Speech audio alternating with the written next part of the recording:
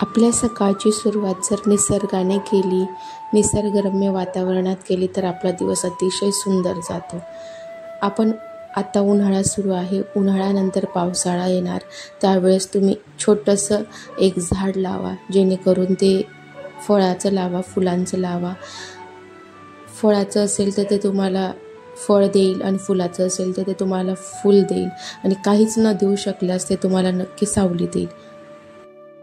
तर चला मग आपण संकल्प करूया की आपण झाडे लावू आणि झाडे जगवू. तर नमस्कार मैत्रिणींनो, कसे आहात? मस्त आहात ना? मी अश्विनी ठाकरे आजच्या ब्लॉगमध्ये तुमचं सहर्ष स्वागत करते आणि आजच्या ब्लॉगला सुरुवात करते. तर आजचा ब्लॉग आपला असणार आहे वाळवणीचे पदार्थ. तर त्यामध्ये आपण आज बघणार आहोत साबुदाणा आणि बटाट्यांच्या चकल्या कशा बनवायच्या ते बघणार आहोत. तर चला मग सुरुवात करूया आपण. तर सर्वात आधी आपल्याला साबुदाणे घ्यायचे आहेत. ते पाणी जास्तही नाही आणि कमीही नाही घ्यायचे. आपल्याला हे रात्री भिजवून घ्यायचं आहे थोड्या पाण्यामध्ये आणि ते रात्रभर आपल्याला असं झाकून ठेवायचं आहे. साबुदाणा व्यवस्थित भिजला पाहिजे. सकाळ झाल्यानंतर आपल्याला बटाटे उकळून घ्यायचे आहेत. 1 किलो साबुदाणा असेल तर 2 किलो आपल्याला बटाटे घ्यायचे आहेत. ते व्यवस्थित वाफवून घ्या. साल काढून व्यवस्थित त्याचं बारीक किसणीने बारीक करून घ्या बटाट्यांना. या प्रकारे आपल्याला बटाट्यांचा किस करून घ्यायचा आहे.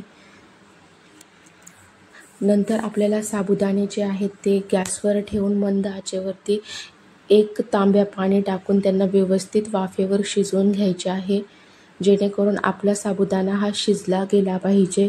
नंतर 5 मिनटानंतर आपल्याला त्यामध्ये किसलेले बटाटे टाकून घ्यायचे आहेत. या प्रकारे मी ज्या प्रकारे घेत आहे तुम्ही बघू शकतात आणि व्यवस्थित मिक्स करून घ्यायचं आहे. साबुदाणा आणि बटाटा एकजीव झाला पाहिजे.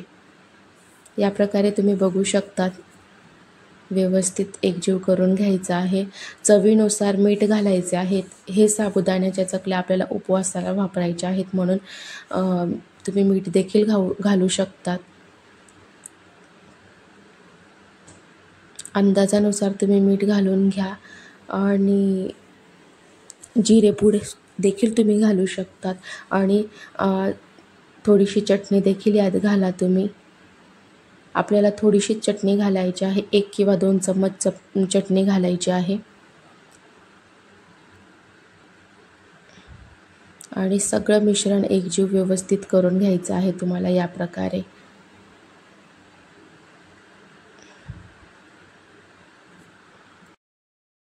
मिश्रण व्यवस्थित एकजीव झाल्यानंतर तुम्ही या प्रकारे चकल्या करू शकतात. तुम्ही तेलाची जर पिशवी असेल तर त्यामध्ये साईडला कापून देखील तुम्ही अशा चकल्या तयार करू शकतात. अतिशय सुंदर अशा चकल्या येतात, चिटकतही नाही आणि व्यवस्थित मस्त निघतात देखील. तर आपल्याला अशा चकल्या करून घ्यायच्या आहेत. 2 दिवस सुकण्यासाठी आपल्याला ठेवायच्या आहेत. या आदल्या दिवशीच्या चकल्या तुम्ही बघू शकतात सुकून झालेल्या आहेत.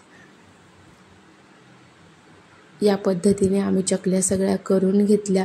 तुम्ही देखील ट्राय करा आणि मला कमेंटमध्ये नक्की कळवा की तुमच्या चकल्या कशा झाल्या.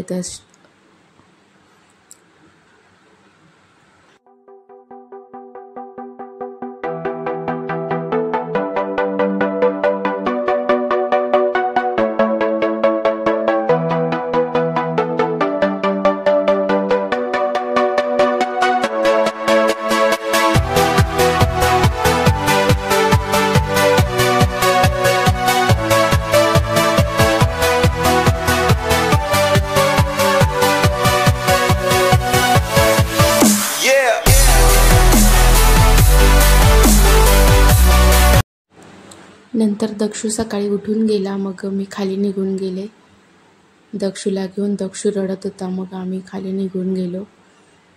या पद्धतीने अतिशय सोप्या आणि व्यवस्थित अशा झटपट होणाऱ्या चकल्या तुम्ही बघितल्या आहेत. तुम्ही देखील नक्की ट्राय करा.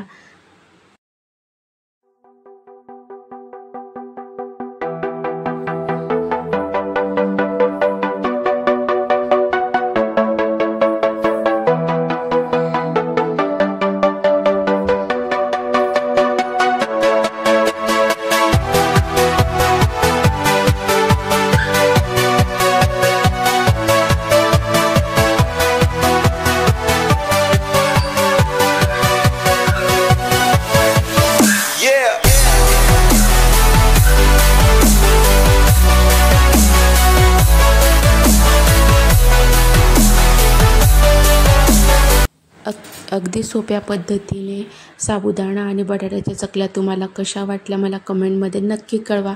तुम्ही देखील घरी ट्राय करा आणि मला तुमचा रिस्पॉन्स नक्की कळवा. धन्यवाद.